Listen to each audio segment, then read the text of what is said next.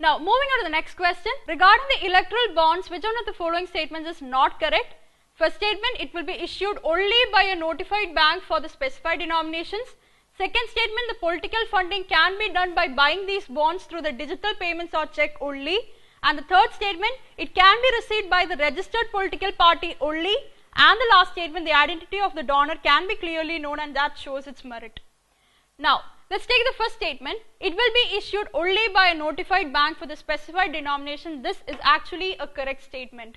It can be issued only by notified banks. Now, the political funding can be done by buying these bonds through the digital payment or check only. That is also a correct statement. We can make the payment only using the digital payments or check. Third statement is that it can be registered or received by the registered political parties only. So that is another important point of the electoral bonds. And the next statement is that the identity of the donor can be clearly known, shows its merit. Now that is an incorrect statement because the most or the biggest advantage of this electoral bond is that it reserves the anonymity.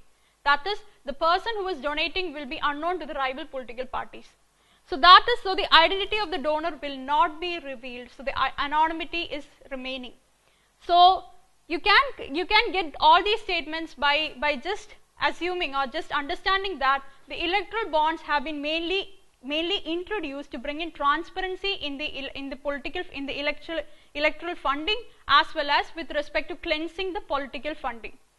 So this is mainly, so the answer is D, that is the identity of the donor can be clearly known, and that shows its merit because it is a wrong statement because the electoral bond preserves the identity of the donor. Now, recently the government came up with a basic outline of the electoral bond scheme.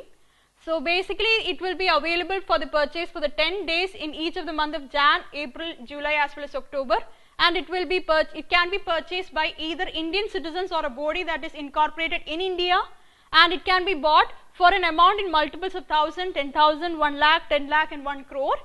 And then it can be only bought from, that is notified bank, so it can be only bought from the specified SBI branches, and then the purchaser will have to pay from the Know Your Customer compliant bank account, and then the banks will not carry the name of the payee and it will be valid only for the 15 days. That is, before that the political party will have to convert the bond, and then it can be used for the donation to a registered party only.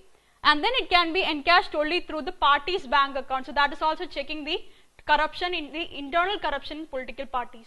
So this is the advantage of the electoral bonds.